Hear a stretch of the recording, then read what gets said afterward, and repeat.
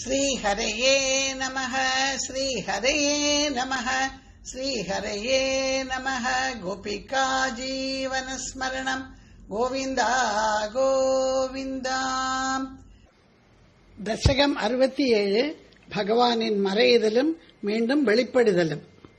ஸ்புரத் பரானந்த ரசாத்மகேன त्वया समासादित भोगलीलाः असीममानन्दभरं प्रपन्नाः महान्तमापुर्मदम् अम्बुजाक्ष्यः।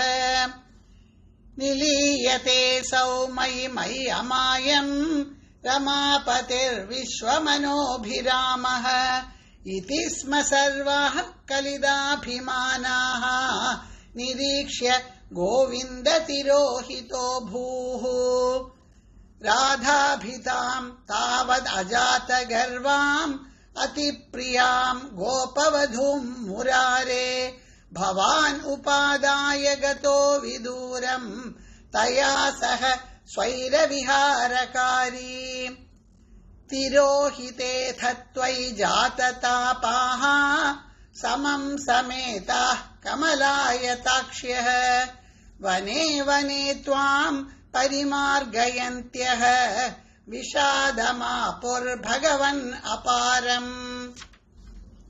हा चूत हा चम्पक कर्णिकार हा मल्लिके मालती बालवल्यः किम् वीक्षितो नो हृदयैकचोरः इत्यादितास्त्वत्प्रवणा विलेपुः। निरीक्षितोऽयम् सखि पङ्गजाक्षः पुरो ममेत्याकुलमालपन्ति त्वाम् भावना चक्षुषि वीक्ष्य काचित् तापम् सखीनाम् द्विगुणी चकार। त्वदात्मिकास्ता यमुना तटान्ते तवानुचक्रुः किल चेष्टितानि विचित्य भूयोऽपि तथैव मानात् त्वया वियुक्ताम् ददृशुश्च राधाम्। ततः समम्ता विपिने समन्दात् तमोऽवतारावधिमार्गयन्त्यः पुनर्विमिश्रा यमुना तटान्ते भृशम् विलेपुश्च जगुर्गुणांस्ते। तथा व्यथा सङ्कुलमानसानाम् व्रजाङ्गनानाम् करुणैकसिन्धो जगत्त्रयी मोहनमोहनात्मा त्वम् प्रादुरासीरयि मन्दहासी।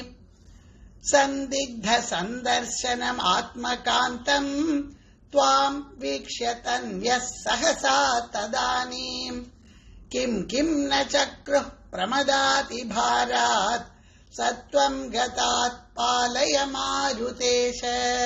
सर्वत्र गोविन्द नाम संकीर्तनम् गोविन्दा गोविन्दा। श्रीहरये नमः श्रीहरये नमः श्रीहरये नमः। गोपिका जीवनस्मरणं गोविन्दा गोविन्दा।